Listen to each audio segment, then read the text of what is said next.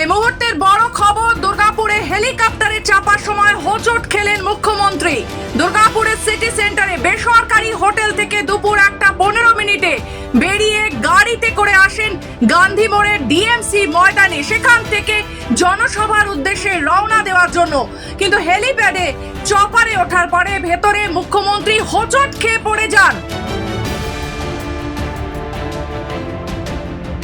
সেই ছবি ধরা পড়ে ক্যামেরায়, কিন্তু মুখ্যমন্ত্রী তারপরেই রওনা দেন আসানসোলের কুলটির উদ্দেশ্যে। বিগত কয়েকদিন ধরে একটানা মুখ্যমন্ত্রী মমতা বন্দ্যোপাধ্যায় তীব্র দাবদাহের মধ্যে রাজ্যের জেলায় জেলায় নির্বাচনী জনসভা করছেন।